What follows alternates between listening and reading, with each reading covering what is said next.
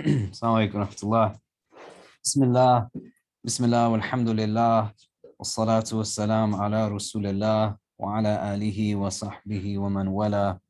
So I thought today, instead of looking at one specific chapter, so we've been kind of coming on and off, we've looked at Surah Kawthar and Surah Ikhlas, kind of broke it down in depth, the grammar, the words, kind of some of the meanings. So I figured they're the two surahs that most people recite in their prayers, really short, right? Qul huwallahu ahad and inna a'tainaka al-kawthar. And there's no shame in that. We talked about a lot of the hadith where there was companions of the Prophet ﷺ who would recite these chapters regularly. And then we looked at Surah Quraysh the last time. And so today I thought we would look at two sets of verses that are in different chapters, but they revolve around guidance. One is in Surah Al-Fatihah that we say quite often, Ihdina as-sirat al-mustaqim, and then in Surah Al-Balad, وَهَدَيْنَاهُ النَّجْدَيْنِ. And so just to break this down a little bit grammatically, and why I thought this would be something important for us to look at is because we say this again and again, but the language in and of itself is not something, sorry, no, I said I wasn't going to walk. But the language in and of itself isn't necessarily terminology that's utilized in our day-to-day jargon, right? Like we're not necessarily talking through words like guide and guidance when we're speaking daily, right? How many times on a daily basis do you ask somebody for guidance in some capacity, using that language particularly? Do you know what I mean? Somebody might ask you for directions on the street. You might ask someone to give you some deeper understanding. But when there's antiquated language utilized, or the challenge in kind of religion that's very ritualistic, is that the more and more that we engage the mechanics of something, even if it's an utterance, it just now becomes very externalized, right? And the meaning of it doesn't necessarily resonate so much. So the two kind of words that we're looking at that have a similar or have the same root is ihdina and hadayna. And if you can't read the Arabic, it's fine, right? And if we transliterate ihdina, and here it's hadayna with like an aspirated ha at the end, hadayna, referring to like mankind. But you can hear the same root, right? And so hidayah, guidance, it's not just guidance in the sense of what we might think of it as. Like, what do you think of when you hear the word guidance, or you're invoking God for guidance? The sense of direction, where we don't have a vision towards, we're just lost and we want some kind of direction to push us towards something that will benefit us. That's why I think that. Okay, what else? Yeah. Going through like a rough time, you need guidance to get out of it. Yeah, okay. It's not a trick question. Is there anything, right? Yes, not a right or wrong, right? What else? What does guidance mean when we're asking for guidance? Answers. Yeah. And things similar to that. But essentially when we're talking about hidayah, it's not just like guidance in that sense, because we're rooting this in a relationship between us and Allah. And when we've broken down the word Rabb, for example, which means Lord, or we translate it as Lord, the definition of the word Rabb is not just Lord in the sense of how we understand lordship to be, but it's to be al-Malik, right? The kind of master, the owner, the authoritative figure, to be Sayyid, right? The one who is the decision maker, to be Murabbi, right? The caretaker, the nurturer, the provider, to be the healer, the mender of all things, to be Mun'im, the giver of blessing and gift. So when you're asking that Rabb for hidayah, the word hidayah, it has the same root, for example, as the word for gift in Arabic, right? Hadiya. And if you speak Urdu or Hindi, it's got cognates. You give someone a hadiya, right? It's a gift. And so this word hidayah has an air of gentleness attached to it. So it's not just guide me, but guide me gently, right? Guide me the way that the Rabb who loves you more than a mother loves his child. You're asking for guidance in that sense. Do you know what I mean? And to evoke imagery that's in this way, that gives us an understanding that, for example, if you've ever seen a child with their parents that's just learning how to walk, to learn how to maneuver in certain ways, right? That child is now in a space where the parent is ever watchful, sometimes holding hands as they're learning how to actually use their leg. There's a certain care and compassion to it. That's what you're saying, right? You're not saying that just show it to me, but kind of hold me by my hand. Gently maneuver me towards this. Ihdina sirat al-mustaqim, but that guidance in both ways is essentially like that gift. And there's a gentleness to it that's being evoked when we say it. Does it make sense so far? Okay. So if we look at this verse in Surah Al-Balad, it says, وَهَدَيْنَاهُ النَّجْدَيْنِ وَهَدَيْنَاهُ النَّجْدَيْنِ. In Arabic, the word najd refers essentially to a path that's tough to kind of traverse, right? And it's not saying that, and it's saying two paths. So when you have this ending, najdain, right? It's the word is najd, and you add the ain to it, it's saying two pathways. So you have in Arabic grammatically different forms. You can have a singular, a dual, a plural. Some plurals denote like a small group, some denote a big multitude, right? Like when we were talking about Kawthar in Surah Kawthar, it's like a lot of blessings. The way in Arabic, the word for stars is kawkab, because there's so many stars, right? You see? And so here, وَهَدَيْنَاهُ النَّجْدَيْنِ is just talking about two pathways. So you're essentially in this place where you're gently guided to a crossroads. But here we're talking about ihdina sirat al-mustaqim. So you guide us to the path that's straight. Sirat we'll talk about in a little bit more detail in a bit. But essentially you're asking Allah every day, 17 times a day, take me to the straight path. And Allah is saying, وَهَدَيْنَاهُ النَّجْدَيْنِ, I brought you to a place where there's two of these. Does that make sense so far?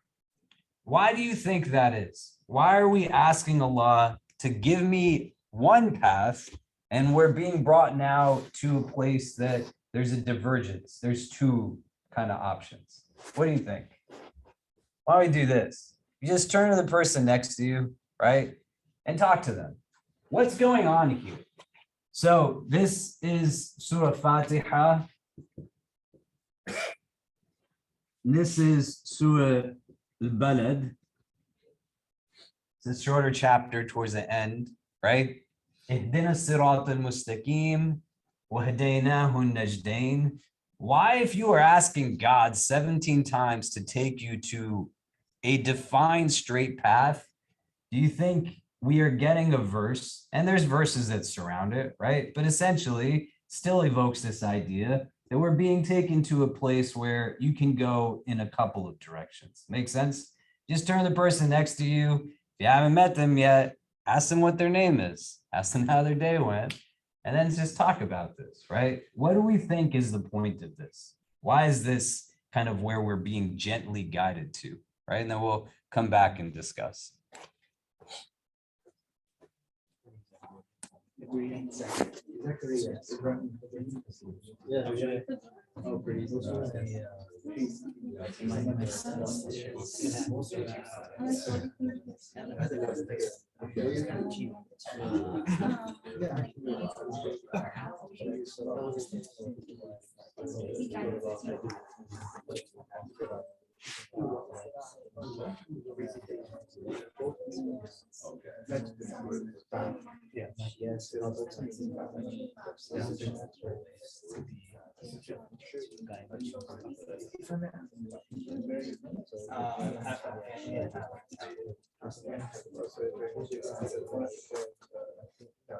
Yeah, my mom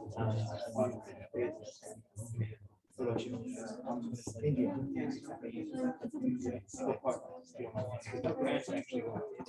Oh, what part of India? it's in the south. I forgot the exact name. It's actually just for the sorry, it's like that one. It's never been. It's a place called also, you can meet your friend, whether you go to Chennai or Bangalore, maybe these places are very Chennai, they say Chennai, Chennai,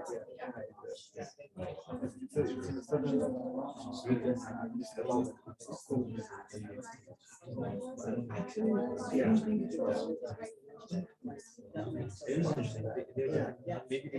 Maybe they do. they do, of course, but what's your thinking? I think that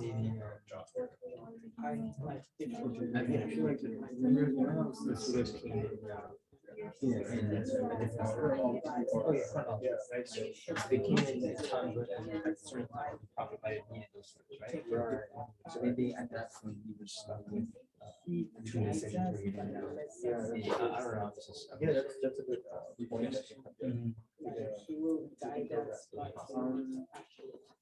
Yeah. There's my. No, I had no idea. Although I knew what it meant even before all those words because I was as in when I memorized it sticks to me but then you don't really different words. I tried to reverse the meaning of it as well. But then now that we're going deeper.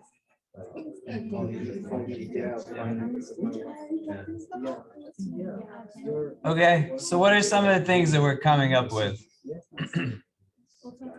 What did you talk about? Who wants to start? You were the one to give the idea. So I kind of said that the surah came out during the prophet's life at times when he needed like some guidance as well.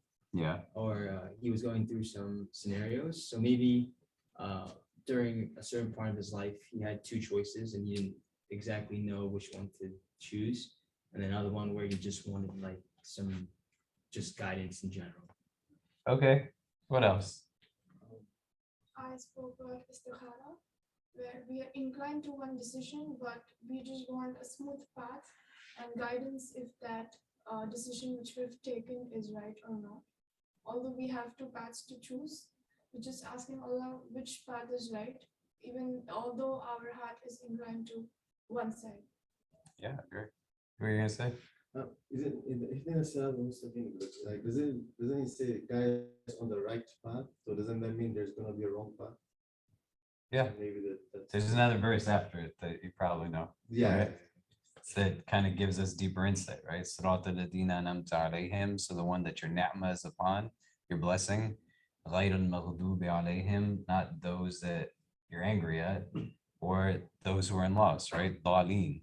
And we're not looking to categorize individuals by kind of walking around and pointing fingers at people. It's meant to be introspective. You know what I'm saying? Right? We get to a place where we don't want it to be mechanical. So for example, the sheikh says to his students, do you want to see the difference between a student of fiqh, the student of externals, and the student of the heart, right? The student of internals. And the students say yes. And so they're sitting in a gathering and he says, when your classmate walks in and gives you salam, don't return the salam. And so they listen, right? There's very few instances in our tradition where a fard is outweighed by a action that's mustahab, sunnah, in its worth. Meaning like doing your fara'id, the obligatory acts, always have more reward to them than the recommended. But the giving of a salam is not an obligation. So if you walked in here and you didn't say salam to every Muslim sitting in the room, you didn't do something haram. But if somebody gave the salam and nobody responded to it, then that's the problem, right? The giving is a sunnah, but it's a fard kifaya. Somebody's got to respond to that salam. In context, we're all praying and somebody walks in and says salam, don't turn and say salam to them. That's not what we mean, right? So the student comes in and gives the salam and nobody responds. And the second time he gives salam, salamu alaikum, no one responds. And then a third time he says the salam again, and again no one responds, and he gets angry and he says, don't you know it's fard upon you to return my salam? And then the second student comes, the student of the heart, and the sheikh says, again, don't return the salam. And he comes and he replicates the same behavior, not consciously or purposefully, it plays out in that way. He gives the salam, no one responds. The second time, again, no response. A third time, he gives it again. And now, distinct from his classmate, the student of the heart says to his peers when they don't respond, did I do something to offend you as to why you're not returning my greeting? You see the distinction? And so the idea in recognizing the categories is to be able to say that, yeah, there's an opportunity for us to think about this and everything that we know, but you want to start to think about it. Do you know what I mean? So even where there's now the idea of a defined, an as-sirat, right? There's an alif lam to it.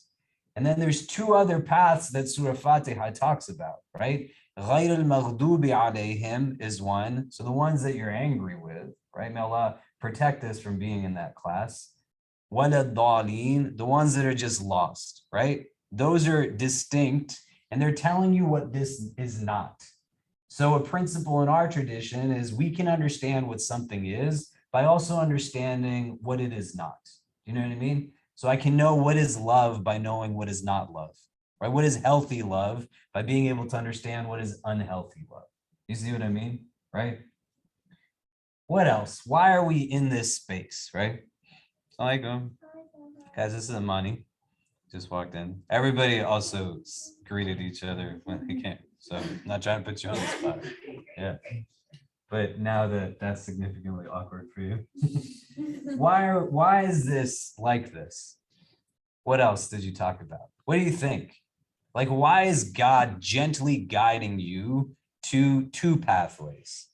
The words are different, so don't get lost in the nuance in translation. We'll talk about what the distinctions are, but fundamentally, you're asking for this and Allah's bringing you to this. Why? What do you think?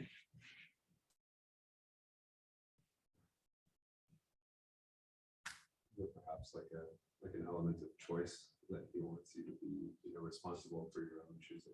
Choice, yeah. Accountability is a huge part of our religion.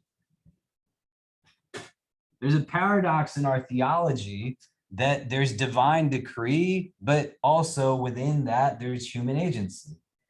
So we're not people who are absolute in either end of the spectrum, but fundamentally recognize that you get to choose. And within that, this next verse, فَلَقْتَحَمَ الْعَقَبَةِ, the Aqaba in Arabic referred to the summit of a mountaintop, or if there were two hills, the valley in between, that if somebody was fleeing from harm, they were looking for relief, they'd go to the Aqaba. Essentially what it's saying is you're not going to make it, you're not getting to the Aqaba, because you get to this place and you're not making a choice, you're not making a decision.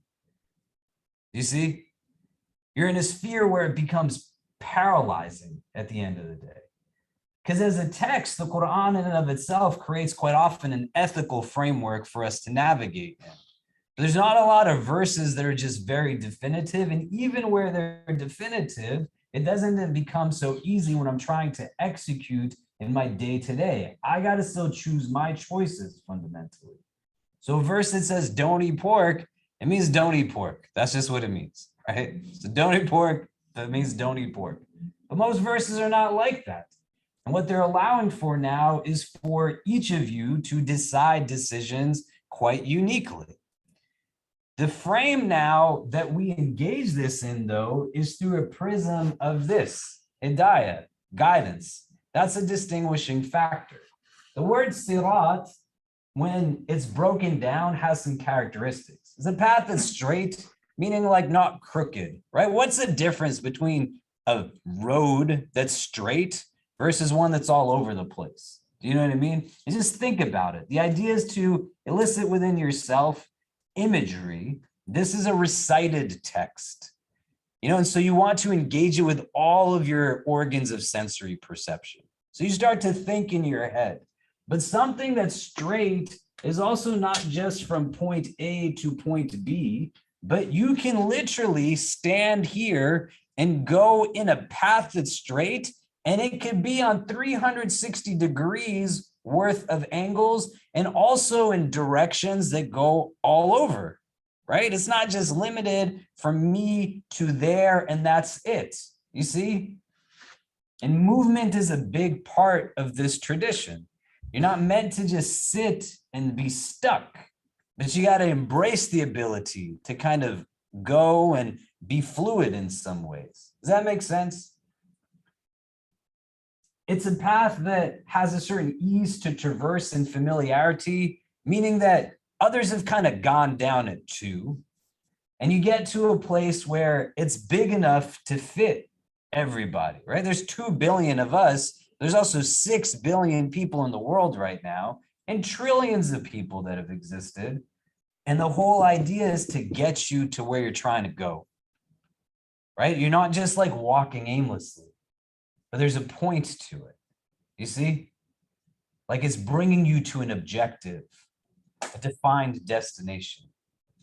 Does that make sense? You might say, well, these are certain things that are obvious, but when you're invoking Allah through this verse again and again, this is what you're asking for. I want to be in a sphere where I see this, guide me gently to it, and these are the characteristics of that pathway that I want.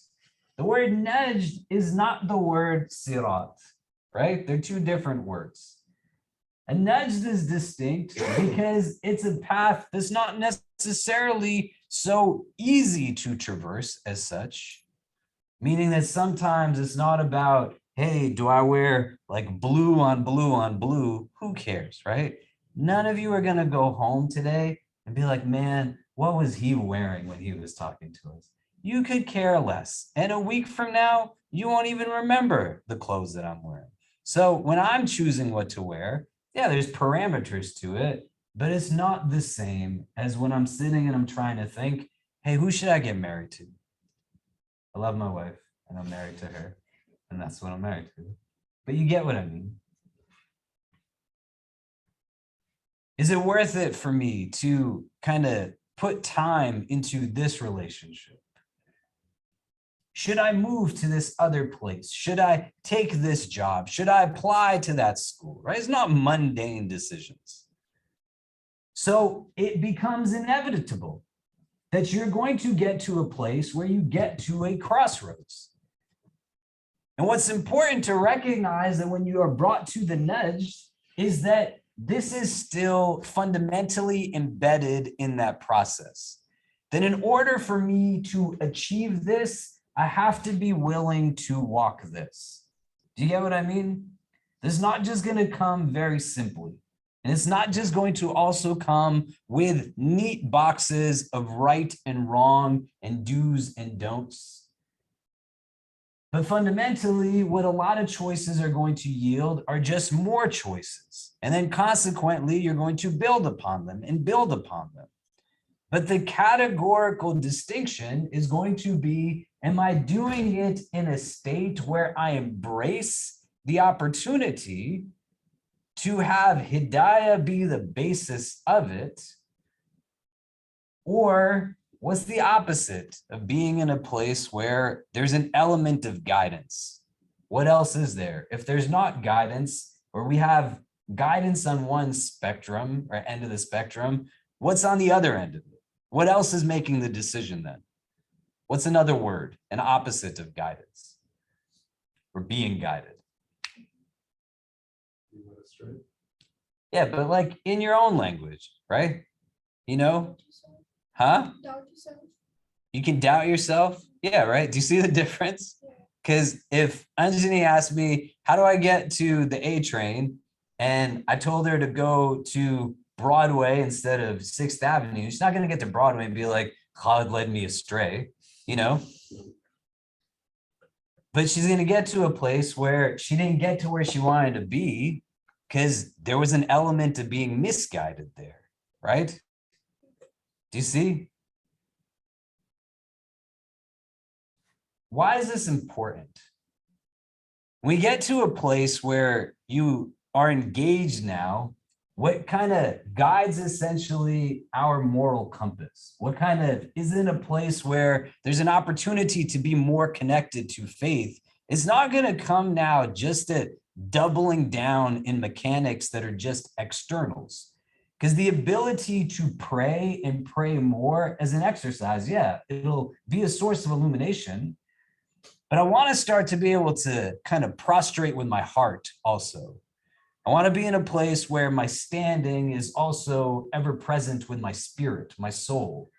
And so this is the fundamental building block of sound spirituality.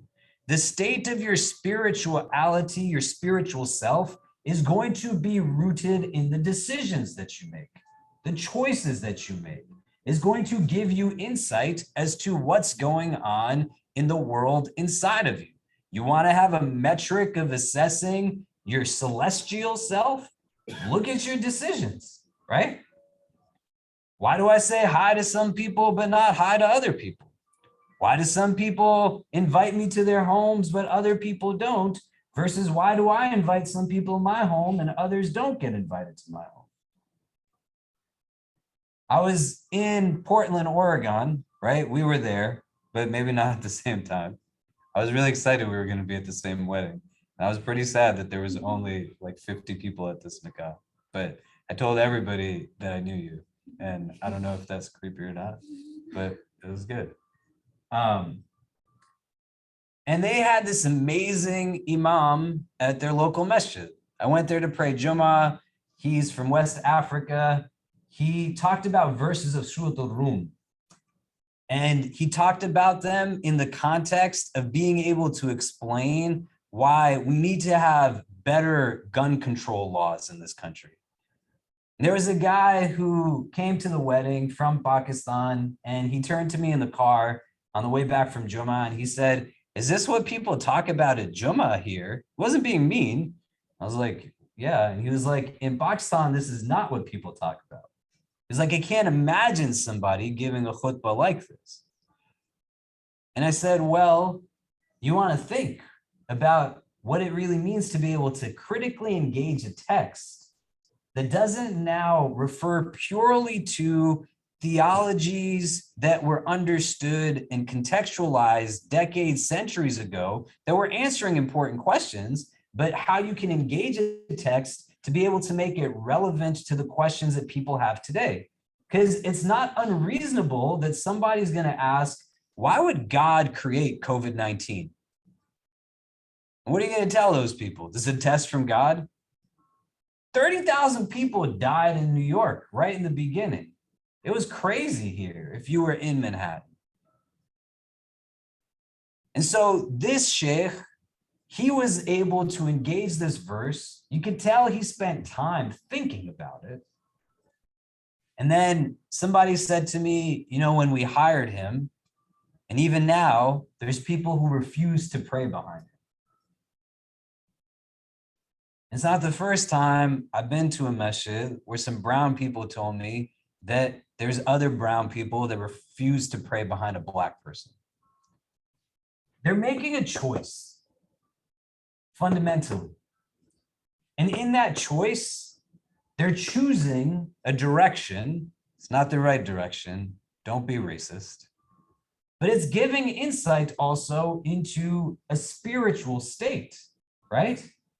This is a product of the heart that I see in terms of what I perceive as inadequacy, not what God determines, right?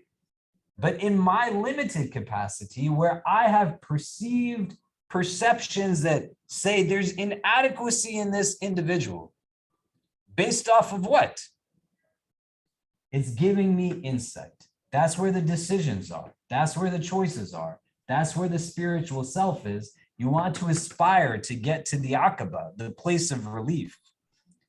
and a key factor, not the sole factor, because we could have this conversation in a lot of different ways. We could talk about it in holistic self-care strategies, right? You're going to be in a frenzy if you get to this place and you're not sleeping well and you're not eating well and you're trying to figure out, my parents don't want me to do this, but I know this is good for me. What should I be doing? And you're just running on empty. You can talk about it from the perspective of pure like rote knowledge, right? Having information and being informed, which is different from hidayah, guidance, because this doesn't say, give me ilm. It's talking about something else. Words are important. But fundamentally, you need to know certain things, right? She needs to know the information to get her to the train station. But what's going to help her avoid the people who are selling weed on the way? Or the people who are saying, hey, come into this bar? Or what's going to help her to look past the people that might talk to her differently because of the accent she has or the color of her skin is not going to be ilm. 2 + 2 = 4 is not going to be the variable that helps in those situations. The hidayah, the gentle guidance from God, will be one of the factors that helps in that way. Do you get what I mean? When I'm asking Allah to give me hidayah, what does this assume? What is it that I'm really asking for? What do I have to be ready for? Do you understand the question? Right? Like if I ask God that, Ya Allah, help me to build a masjid in Manhattan, then I got to be ready to deal with running a Muslim community in Manhattan, New York, and everything. And not just dealing with amazing people that are part of the community, but raising my kids in Manhattan, being in a marriage in Manhattan, trying to figure out how to connect to family that lives in other parts of the world as I reside in Manhattan, right? You say yes to something, you're inadvertently saying no to something else. That's just how it works. So if I live in Manhattan and build in Manhattan, then I'm not living in Arkansas or building in Arkansas, right? And why you want to think about this is because you don't want to ask for it and not be in a state of awareness. You see what I mean? So I want you to turn to the person sitting next to you. Again, it can be in groups of 2 ideally, but 3 is fine. You want to just talk everybody, that's fine too, right? And I want you to come up with at least 5 things that this means. When you're saying to Allah, Ihdina sirat al-mustaqim, what are you asking wholly in terms of that kind of evoking? What am I really asking God for at that time? Does that make sense? Does it? Yeah? Okay, so turn to the people next to you. What is this really saying to me? Ihdina sirat al-mustaqim. What am I asking Allah for when I'm asking him for this type of guidance? And then we'll come back and discuss. So strength, right? Why? Like think about when you've ever had a tough decision. What does it feel like? What does it do to you as a whole person? It changes you. In what way? It feels like we're falling apart. You're falling apart? What else? What were you saying? How does it change you? Like if you're letting go of a bad habit, you have to resist it and then also replace it with something else, which both of those things are painful. And they require you to sort of like change your mode and how you operate, how you understand yourself. And so exactly that, like you have to have the patience to receive the ability to become like anew. Yeah. Movement creates exhaustion, right? And you might say again, well, that's obvious. But then think about the inward movement. It's going to also make you tired. And there's going to be things that get in the way. Ihdina sirat al-mustaqim is not just pointed out to me, but that gentle guidance is so that you're not going at it alone. And you recognize that Allah is with you. What else do you need? And so in that, you're asking for perseverance, strength, but you're acknowledging there's going to be obstacles in the way. There's going to be things that come up in the way. And so, ihdina sirat al-mustaqim, help me to keep my eyes on the goal. And that whatever comes up in the middle of it, let me be able to meet those barriers. Let me be able to engage in that struggle so that when the weariness comes in, when the agitation comes in, there's still a sense of calm that I'm meeting it with. Do you get what I mean? Right? It's all of those things. What else? What else are we saying?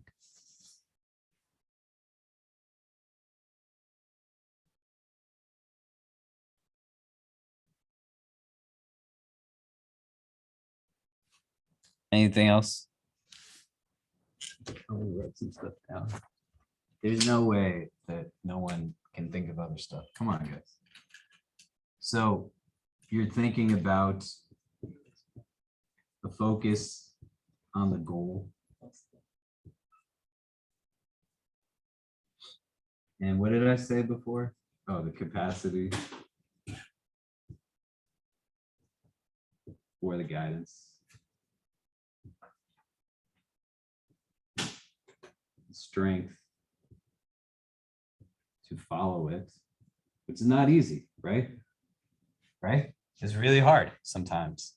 Like, you know what you should be doing, but it's not easy.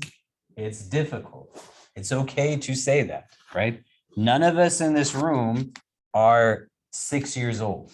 And that's not meant to be judgmental, but to get to a place where meeting the crossroads in a decision making is a spiritual opportunity, an opportunity for ascension.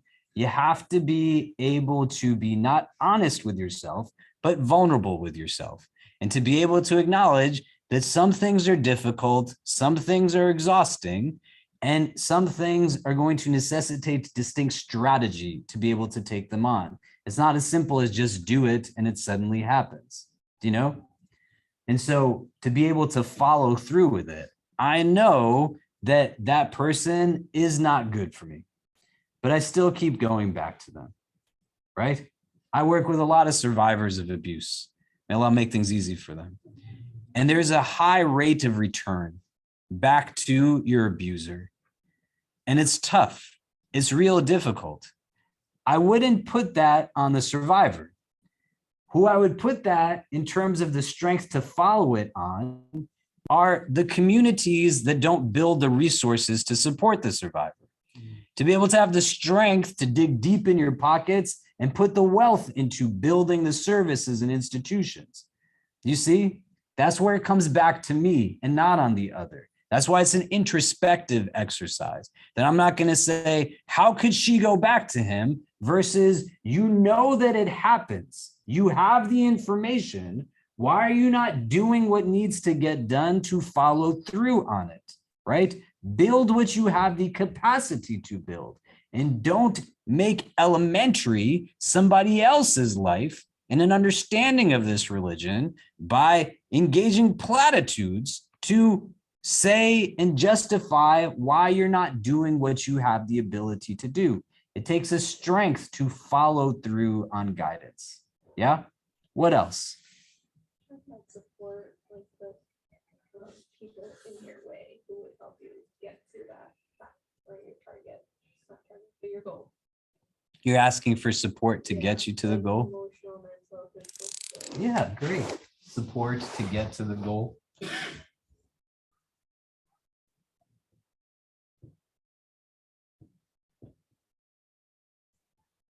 What else?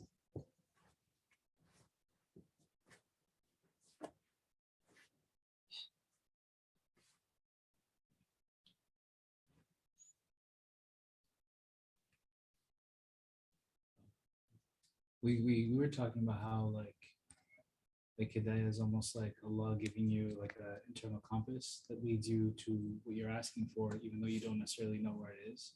And so it's like, even though you don't know where you're going, to sort of like be open to what will come to you and to accept it and still remain steadfast on the path. I don't know if that makes sense. Yeah. So to be open to it, and what I would add to this is to act upon it, right? And one of the things that would be great to build like a kind of multiple set of intentions. So let me take a side on this for a second, a tangent, but it's still relevant. Our tradition is rooted in the idea that like intentions become the basis of actions, right? إِنَّمَا الْأَعْمَالُ بِالنِّيَّاتِ. An amal is distinct from a fa'il, which are both like actions. But the distinction is that the amal has consciousness to it, right? The intention makes you aware of why you're doing what you're doing, you know? Whereas the fa'il is just done and it doesn't need you to be consciously present in order to do it. You have rewards associated with righteous intentions, good intentions. You know what I mean? So if I stand in front of you and talk to you, and it's because I love you and I care about you, versus I stand here because I get a kick out of people liking my social media posts, right? Fundamentally, there's a distinction in the motive that I'm bringing to it. I don't want it to be about arrogance versus confidence, right? May Allah protect us from arrogance. I want you to think about intention now through a principle that says singular actions can have multiple intentions to them. So you can do one act, but have many purposes as to why you're doing it. And we want to be able to understand at a deeper level, not things that require us to memorize the whole book, but to just go back to the things that we already know and to be able to connect with them through a different prism. You see what I mean? I'm going to throw a couple of other things out here to just kind of get our minds flowing, right? But one of the things that we're also asking when we ask for this, I'm just going to go backwards now, is, you know, you're asking like for a want, you want to be guided. Do you get what I mean? Like I want to have a passion for it, right? I don't want to be miserable about it. Like this sucks, but like just, you know, like guide me. But I want to have a desire to be in a place where there's like light that's there. You know, I don't want to run off of default settings. I don't want to be just a body that's floating randomly here or there. We're living even worse, like stuck. Every single day is the same day again and again and again. It's all the same. It's not even just the same job and the same acts. That's not what I'm saying. It's the same worries and the same anxieties and the same issues and the same stresses and the same preoccupations. And here, ihdina sirat al-mustaqim, I'm saying that give me the capacity, help me to act on what it is that you're showing me, and also make it something that I actually love to do, right? Give me like a passion for it. Do you know what I'm saying? I want to move. I want to get stronger. I want to get better. I want to grow. I want to be in a place where I'm reaching these destinations, these goals, these objectives. And I can feel exhilarated through it, right? And it's all in this idea of ihdina sirat al-mustaqim, ihdina. You see? What else comes from it? What other thoughts?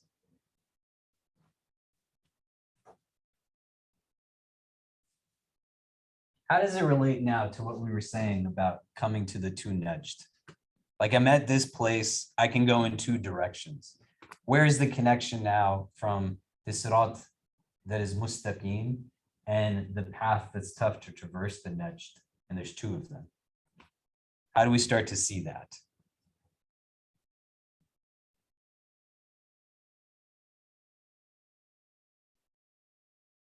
What do you think? Maybe it's similar in that you're asking like the strength to follow it. Maybe it's also asking like the strength to the right of the two paths. Yeah. What else? What were you gonna say? There's an infinite number of paths, and so you can always veer off course. And so to be guided and to stay on course is something you have to constantly do, and you have to constantly renew your attention for it. And in that intention, what are we affirming? Who are you asking for the guidance from to begin with? Huh? Allah. What does that mean? Yeah. Your faith in him. Yeah, but in what way? Like, I can believe God exists, you know? I can believe God created the world. I can believe that he is Al-Khaliq, that he made everything from nothing. But does that mean that I believe that I need God in my life? Do you know what I'm saying? Right? The most fundamental relationship that any of us are categorically in with Allah that Islam posits is that all of us are abd. We are all reliant on something to exist. That's the definition of an abd. And Allah himself is uniquely Rabb because he doesn't rely on anything to exist. And so in Ihdina Sirat al-Mustaqim, you're affirming where I'm not necessarily in a place where ultimate kind of guidance in the sense of, I don't know where to go, who am I going to really turn to, is going to come from anything of God's creation. My validation is not from God's creation. My sense of understanding of self is not based off of things that are societally just acceptable, right? Because the hadith says, you know, kun fi dunya ka'annaka gharib, that be in the world as if you're a stranger. Islam started as something strange and it's going to end as something strange, right? So give glad tidings to the strangers, the hadith says. You know what I mean? And it's a weird time to be in existence right now because you're just like, how crazy is it? The kind of things that people seek to intellectualize, right? You have people that are engaged in conversations that they feel like make sense in some capacity, that are talking about things that are literally going to hurt millions of women based off of these Supreme Court rulings. People are putting in all kinds of nonsensical inputs on gun control laws, conflicts that we see taking place in the world. So much just rhetoric, so many words, so many things. The verse before this, وَهَدَيْنَاهُ النَّجْدَيْنِ, it says, أَلَمْ نَجْعَلْ لَهُ عَيْنَيْنِ وَلِسَانًا وَشَفَتَيْنِ, that did we not make him with two eyes as well as with a tongue and two lips, right? Giving an understanding that you have everything you need, organs of sensory perception. You get eyes to see with, a tongue to talk with, to communicate and be a means through which you can understand what's going on in your heart by the utterances that come, and lips to protect that tongue from saying anything foolish. And then you're brought to this pathway. And it's just like stupidity upon stupidity upon stupidity in these millions and billions of words that are being written down. And that's where it comes, Ihdina Sirat al-Mustaqim, that fundamentally you're connecting to God, but there's elements of things that are unseen that you're relenting to in this invocation. That is not just only in this moment, like what's happening here. Do you see what I mean? Right? And 17 times a day, Ya Allah, like give me the capacity. I don't want to be in a place where and it's, that's what I was saying in the beginning. It can't be this kind of antiquated, archaic, or also like timid, unfamiliar sense of how you relate to religion. That you only think about this in terms of, well, if it's real, then it's about me like praying more or fasting more or giving more. No, this is a religion. You do the basics. The hadith has literal people that come to the Prophet, tell me what I got to do at a minimum, right? Paraphrase, but that's what they're saying. The Bedouin comes and he tells them to do the fundamental rituals of it. And he says, I'm doing this and I'm not doing anything else. That's all I'm doing. And the Prophet says to the companions that if he sticks with it, he's a man of paradise. That's not what it's necessarily only about when you're asking for this fundamental building block of your relationship with the divine. So you're saying where there's these shadows, there's this darkness, like help me to understand, give me insight, give me the capacity for it, give me the strength to move and act upon it. Let there be people who compel me towards achieving it. Remove the barriers and the blocks out of the way. And when you add in the latter part of it, in the couple of verses that come after, right? غَيْرِ الْمَغْضُوبِ عَلَيْهِمْ وَلَا الضَّالِينَ. You want to also be able to understand sometimes that there's not two sides to things. Sometimes certain things are just wrong. And they're terrible. And there's an advantage to be able to see just how horrendous they are, because you can say, even if I'm stuck where I am, I know I don't want to ever go down that path. And that's not the same as a struggle that is a struggle with this relationship. I really like this person and I overstepped some boundaries. I made a mistake and I committed this. I'm not undermining the haram, but you can see what greed does to people. You can see what selfishness does, what desire, like real desire, what it does. When it's attached to something now that is simply egocentric, feeding the nafs and fueling the nafs and thinking only of the nafs. To be in a place where this happens, it's not going to be something that's nafsi. You're going to be brought to the place where there's going to be a crossroads and you got to make a decision. And Ihdina Sirat al-Mustaqim also is saying that help me to understand what that is not. Because I don't want to go down the route where somebody thinks it's okay to be able to do the things that humans are doing to each other these days. Why did our Prophet ﷺ make the decision to ask the little boy about his pet bird that passed away? A child is in tears.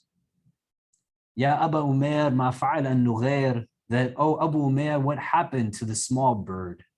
He asks him, engaging in the midst of dealing with entire responsibilities, all kinds of familial relationships, everything that a community is in need of.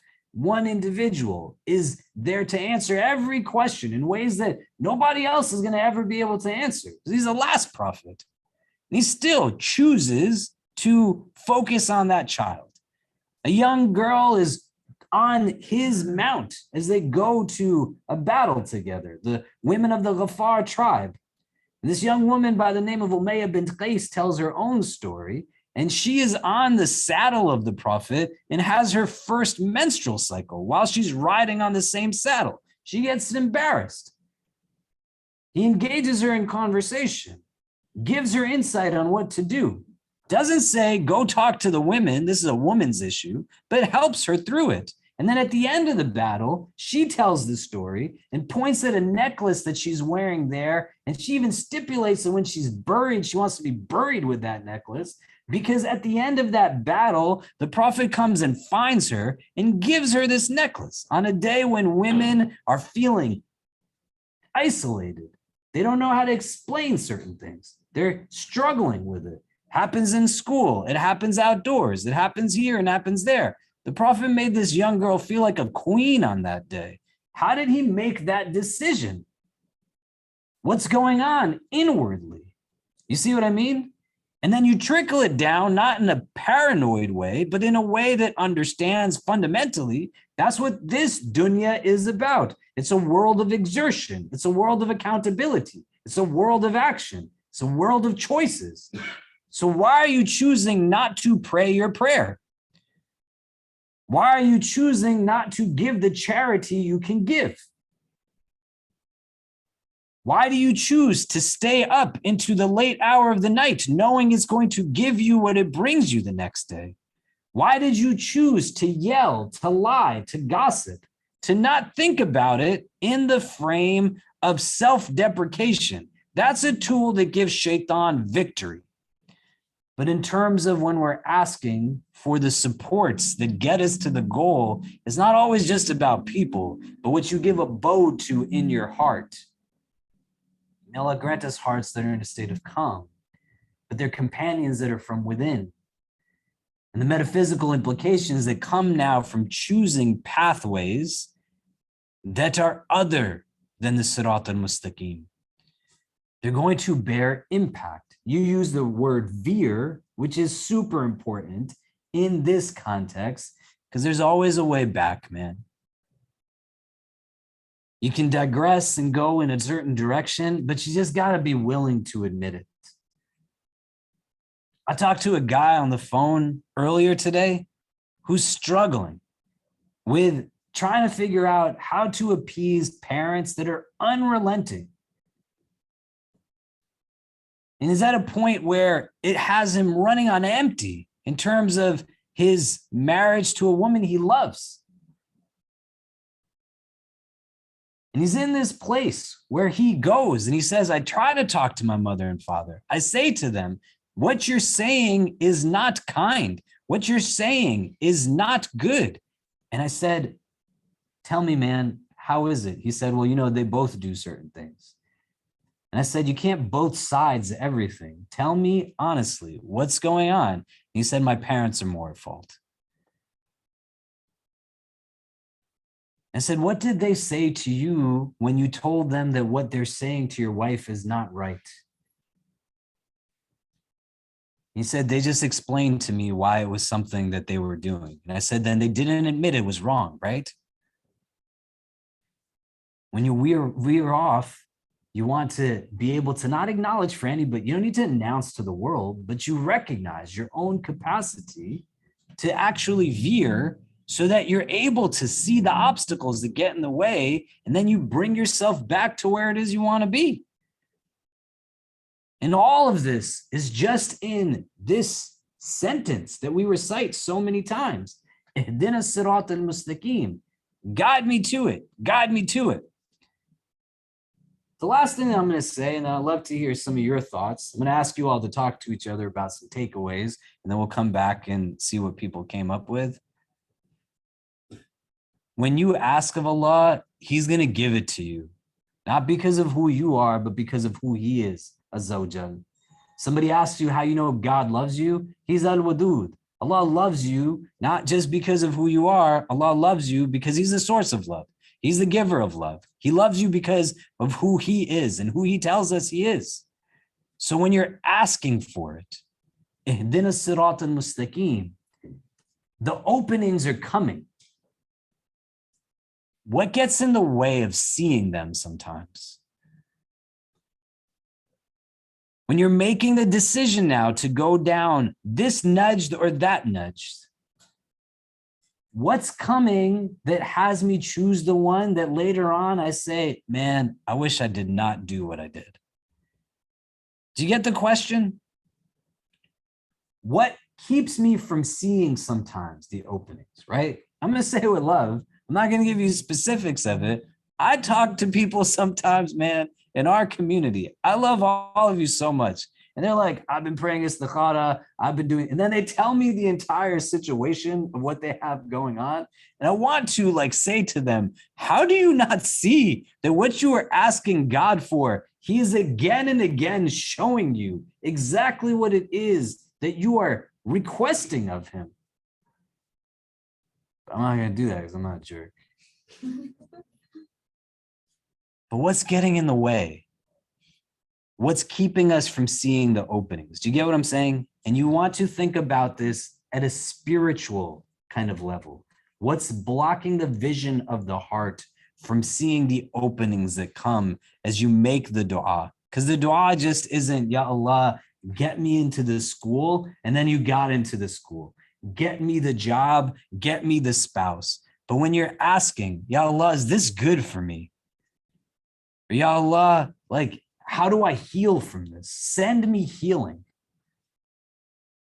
a way to overcome some of these things. It's not tangibles the same way as I got the application letter, the admission letter to, the MBA program at such and such institution, or, I signed the wedding contract. It's definitive, but it's something now that's a little less tangible, but so needed.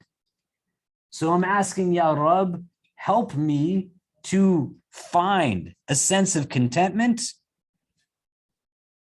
But then why don't you go to the gatherings that give you a sense of peace?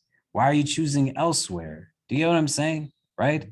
What gets in the way from now taking that? I'd like for you to talk to each other about that just for a couple of minutes. Because like some of you, myself included, I'm 39 years old. And my relationship with prayer when I was younger was interesting. But probably since the time I was 16 or 17, I've been pretty consistent in praying my prayers, alhamdulillah, right? In the middle part of my teens, I just didn't really do it so much. And that can be a conversation for another day. But to give you an idea that even if I started when I was 19, but I didn't, I started earlier, right? You're talking about decades where every single day I've been saying this again and again and again. Like, what does it mean? What am I really saying and invoking? And if I'm asking the divine, and he is Al-Mujib, he is the one who responds to prayers definitively, right? وَقَالَ رَبُّكُمْ وَدُعُونِي أَسْتَجِبْ لَكُمْ, right? And your Lord, your Rabb, says, call upon me, وَدُعُونِي أَسْتَجِبْ لَكُمْ, I will respond. Definitive divine promise, right? So at some point, there was likely hidayah that came. Why didn't I see it? Why didn't I act upon it? What's getting in the way from me seeing and taking advantage of the openings? Do you get what I'm saying? What did you talk about? What comes up? I have two things. First thing is, sometimes it's easier to just resort to comfort than choosing the hard way or choosing the tough way to, for example, to get up from your place of comfort and go up to the restroom or washroom, just make wudu, have the intention to pray, to stand up, to utter the words of the Quran, sit through, think, to be in the thought process. And it's difficult to do all that because you just want to sit in your place and be in a comfort zone. That's one thing. And the other thing is completely opposite. Your ego gets in the middle of it. For example, you're wrong in one situation, but just because other people know you that in a certain way, you don't want to admit your mistake. And there as well guidance, you lose sight of the guidance that you were actually getting at that point. So those are two things that I Great. Yeah. What else? I was thinking, what if there is a flawed indoctrination that blocks you, blocks your heart, like something that you were told when you were young or something, that blocks you from actually seeing the real truth. For example, let's say I was told this, people don't change. So I always thought people don't change. And that blocked my view of a possibility of people changing in the future. So like a flawed indoctrination would stop you from seeing what you're supposed to see. Yeah, all of us function off of principles of mujahada, right? As Ibrahim's talking about, they're inward struggles, right? The idea of ease is in matters that are external. You take external eases, but the inward is going to be a struggle. And that is intrinsically linked to this idea that we're all socialized with core beliefs cognitively.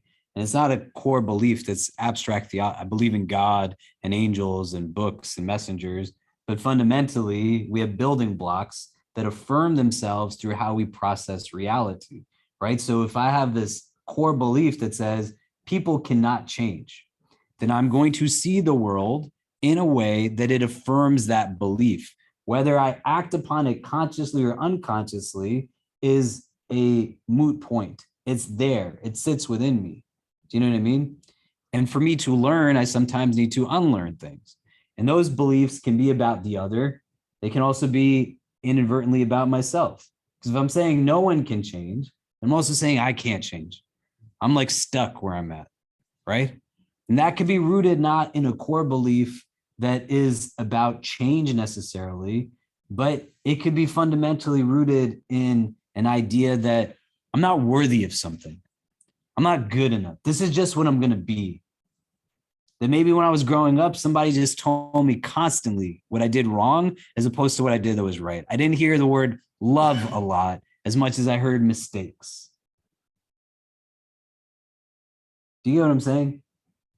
And that's where you don't want to, again, think about it in these ways that are purely self-deprecating, but to be open and vulnerable to like, hey man, somebody put something in my heart. I didn't put it there. I don't want it there, but it's there. What do I do with it? And for me to see it and to acknowledge it. This is why we have hadith that tell us, right, that we're meant to be mirrors to one another, right? The Muslim is a mirror because you can now kind of reflect the other and insight of where they're at. You have a deep bond with somebody that allows for you to be able to be like, hey man, like way out there is kind of your thinking right now. But what is this rooted in? Where's the compassion, the understanding?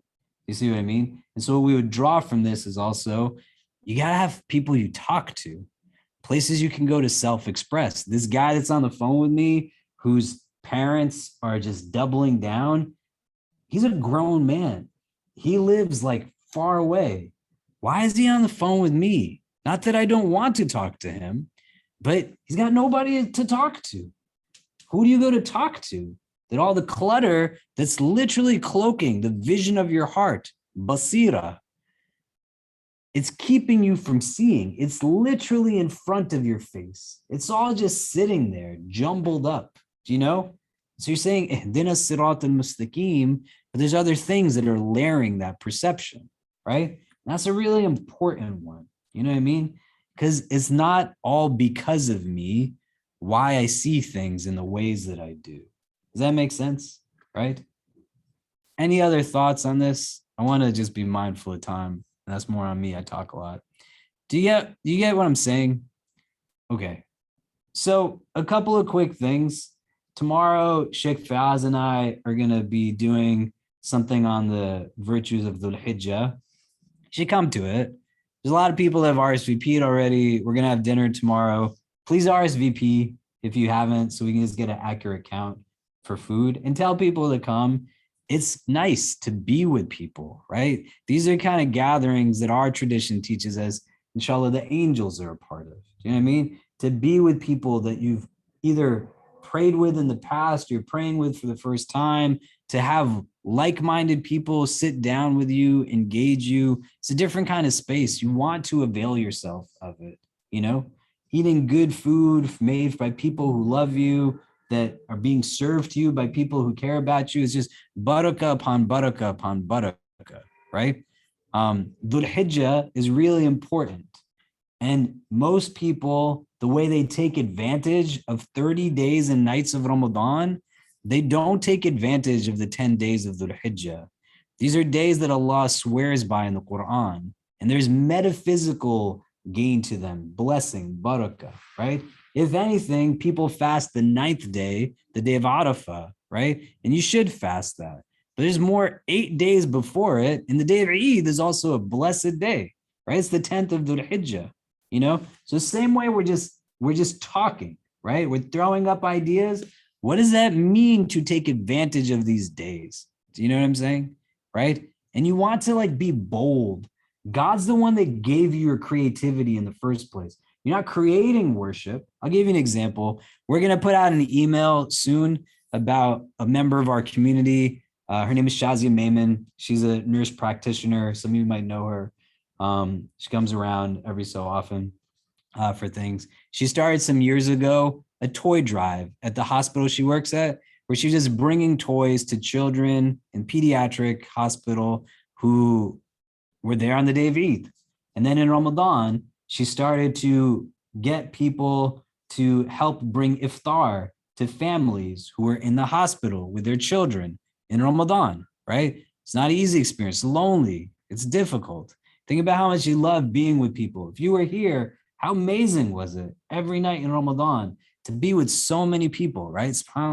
It's bringing tears to my eyes even just thinking about it. But on the other end of it, where you're sitting and you don't know what's going to happen to your kid and you're in a hospital by yourself. So she started an organization called Caregiver that this year is now bringing toys to 25 states in the United States, hospitals across, right? And she started with an idea and grew it to something. You see what I mean? And where we want to remove some of these impediments is so that we can start to think also. You build something from something and it grows to something. It doesn't have to be like kind of all out there, you know? And so we want to think about it in terms of what is good you can do in Dhul Hijjah. She right now has like residual blessing that's coming. Can you imagine what it's going to be? May Allah grant us all entrance into Jannah without any judgment. There's going to be kids, man, who are going to come and their smiles are written in Shazia's book from the days of Dhul Hijjah, because she just thought about bringing toys to kids who didn't have anything, you know? That's what I'm saying. Like, you don't have to think about it just in terms of the du'as I'm going to make, right? Be like the answer to somebody's du'as. You know, you don't want to think about it just in terms of, I can only fast and that's it. No, like be creative with it. Do you know what I'm saying? So come tomorrow. I have no idea what we're going to talk about, but maybe we'll talk about something like this, right? So you can recognize your own ability and then you prep for it. By the end of this week, we're going to know when Dhul Hijjah starts. And we are limited here by like the hours of the building, but we're going to be doing iftar on the day of Arafah, and we're going to have Eid prayers, inshallah. We're going to need people's help. So if you can help to volunteer and sign up to volunteer, that would be amazing. Then on Wednesday, Sheikh Suhaib's halaqah is going to be virtual. And on Thursday, Sheikh Fayaz is traveling, so he won't be doing something in person or virtual. And Friday, the building closes. We're going to have Jum'ah, and we're going to have lunch after Jum'ah, fried chicken Friday. So tell people to come for it. But the building will close, or operations close around 4. So Dr. Marwa's halaqah won't be happening on Friday. But everything will happen next week. We won't meet on Monday because it's July 4th and the building's closed. But come for these other things that we're doing if you can, and tell people to come too. Friday is also Hannah's last day here. So make sure you come and hang out with her. She'll be here in the fall also, but pretend like that's not happening. She's gonna be doing her master's here. But it'll be her last day as a member of our staff, inshallah, unless we can convince her to come back and work for us again after she's got her master's degree. But I think all of you know without saying how amazing of an asset and resource Hannah has been for our community. And it's again part of our blessing that in the Jummah prayer that she'll be attending on her last day of work, that we'll be able to benefit from the barakah of her company on that day. So you want to come and spend some time with her in that capacity if you can, inshallah. Yeah. Any other announcements before we wrap up? Yeah. Very quick question. Just like, what's a very simple, like let's say maybe 3-step thing you do to make when you're making a decision? Like, what would you do? Like very quick. Like, let's say you're making the decision. Like a major decision? A major decision. What are the steps you would take? If I have the capacity to, I'd ensure that my self-care is on point. So I try to, in general, have like good self-care strategies, physical wellness, especially because a lot of the bad habits that many of us engage in when we're younger, they catch up to us when we're older, you know? So sleeping well, eating well. I love to sleep. Like I enjoy it. But I used to not sleep at all because of, and I'd use work as an excuse. And now I'm able to get a good 7-8 hours, alhamdulillah. The summer is a little different because Isha is at the time it is and Fajr it is. But still, yeah, and I would recommend, like both from a barakah standpoint, the hadith talks about it, but also you see it as a practice, like stay up after Fajr, don't go back to sleep. You don't wake up to go back to bed, right? But sleep at a time that allows for you to stay awake after Fajr. It's when your mind is the most refreshed, and you can engage in a lot of different things. I also exercise every day for about an hour, hour and a half, and that helps. And this is part of decision making, right? Because your physical, like the choice you make is arguably as important as the state that you're in when you're making the choice. And if you're running on empty, that's what's going to make the decision, right? So if you're only sleeping 2-3 hours a night for 5-6 nights, then you make a choice, then that's what it is. And shaitan, and why this is important, right? Ihdina siratal mustaqim. If you're not strategizing, shaitan is strategizing. It's not just at random. And you have to then fundamentally think, do I believe in this or not? Right? So the idea is that either you play a role in guiding yourself to certain objectives, or shaitan is going to guide you, right? And you can think about this in every aspect of your life. If you're not designing your life, someone else is going to design it for you. So your physical wellness and then other aspects of wellness, spiritual, emotional, mental. If I have a major decision, right? I'm going to say this objectively speaking, our community is 10,000 people. One of the big blessings I have that helps me avoid haram is that literally all day, every day, people ask me, can you make dua for this, do that, do this? I couldn't look at myself in the mirror if you asked me to pray for you and my prayer wasn't where it could be because I was engaging in complacent pursuit of haram. So you don't want to do haram things when you have a major decision coming up, right? It'll have impact on you metaphysically. And you attach that also to like what you have physically, because so much of our spiritual diet is attached to what we're literally consuming. So you want to eat what's clean and pure and what's halal, what's permissible, and think about that from a spiritual standpoint. And then the company that you keep also, but resting well. And then a second step, you want to seek like moments of reflection. So you create these spaces, right?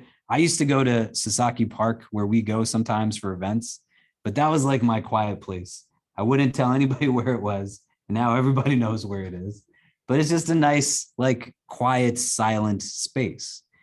Where you are is arguably as important as what you're doing where you are. And solitude is not about being away from people. It's about being away from distractions. So building that in, where do you go to reflect? Where do you go to contemplate? And this is Quran, right? Allah tells us that we're going to be hasty. Why do you have to make the decision right now? And you've probably thought about the decision for weeks, months. You still didn't make it. So if in that time frame where you were just ruminating instead of contemplating, you took some time to just rest, to breathe, to assess where you actually are. If I'm in a place where I'm now not at stability, but I'm feeling agitated inside, I'm going to make sure I'm sleeping well. I'm going to watch like things that I won't tell you what kind of things I enjoy watching on TV, but things that are going to make me laugh. Because it's okay to enjoy something when you're miserable. But if you're just building misery on misery and exhaustion on exhaustion, you're going to bring a debilitated version of yourself to what's going on, right? And so the fundamental idea as a step 3 is to then assess and think about myself in a state of flux and try to think at this juncture, what do I do to replenish myself? So you're not weak when you use energy, but you use strength and expend it. You don't have a mechanism to replenish it. You're going to be tired, right? And then you make decisions in your tiredness. That's what leaves the door open to look back with regret. You get what I'm saying? Does that make sense? It makes a lot of sense. What do you think? No, I was like, let's say you want to make a decision in 10 days from now. So you start like sleeping well for the next 10 days, you keep your spirituality strong for the next 10 days. It gives you the motivation to keep doing the right things up to the point that you kind of make that decision. So you're in the right state to make that decision. Yeah, and then when you're done with it Yeah. and it feels less heavy, Right. be like, man, why am I only sleeping well for the last 10 days? Let me just sleep well forever, right? Why do I wait till I have a problem to go talk to somebody? Let me go and find spaces of self-expression prior to, right? Let me be regular with habits that I know make me feel. I just went to LA and I sent a text message to like 10, 20 people and I said, I'm here. And a lot of them were like, aren't you so busy? This and that. I'm not seeing them for them. I'm reaching out to them because I know I benefit from seeing people when I'm in these places and there's familiarity. Any of you move out of New York, I'm gonna probably send you messages wherever you end up because I enjoy being in your company. And I can block out foolish ideas of, well, if they're not reaching out to me, then they must not really care. That's stupid. That's all coming from shaitan. Something's beneficial for you, it's not hurting you or hurting somebody else, it's not haram, then engage it, right? Overcome these voices. Do you get what I mean? And then it's simple things. I'll tell you, man, I was telling these guys before, I got to LA and did this event. And then yesterday I was flying back here. I got on my plane. It's supposed to be a 4.5 hour flight from Los Angeles to Newark Airport is where I landed. It took me from the time I got on the plane till I got to the airport about like 10 or 11 hours, right? We sat on the runway for 2 hours. I fell asleep. I woke up. We still didn't move. I don't know what was going on. It's like, we're here. And the guy next to me was like, nah, man, we didn't even go anywhere yet. And then they said, we're going to go towards Canada. And then on that, because there was some storm that we just figured out was in the Midwest, not in New York. And then they were like, we can't go this way anymore. So then they flew down towards Texas, went up from Florida. And I was telling the people who were here earlier, I could have gone to like Medina in the amount of time it took me to get home yesterday from this place, right? But when I got home, I still like smiled at my wife. I woke up this morning and I joked around with my son because I'm not going to let something as foolish as having no self-care then allow something as silly as sitting on a plane. Just think about how miraculous is it that you can get into a vehicle that flies you across the skies. And all these people are sitting and they're like irritated. Oh man, I can't believe we got to the gate and we were pulling up, and then we stopped and the pilot is, he said, there's another plane in front of us. We have to, everyone's like, oh man, this is terrible. I was like, what are you talking about? Right? Because I got to watch the end of the movie that I was watching. I was like, this is great. But the paradigm shift is rooted in the state of the inward. It's like when I take my kids and there's an ice cream truck and there's 40 people in line. My one kid's like, I'm not waiting in line. And the other kid's like, I'll wait in line. And then the kid that waited in line gets ice cream. And the other one's like, I wish I had ice cream. One saw the ice cream, the other saw the line. And the self-care is going to help you see the destination, which is the idea. It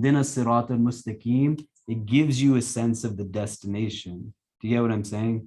And what gets in the way, you have to be able to assess sometimes, right? Assalamu alaikum.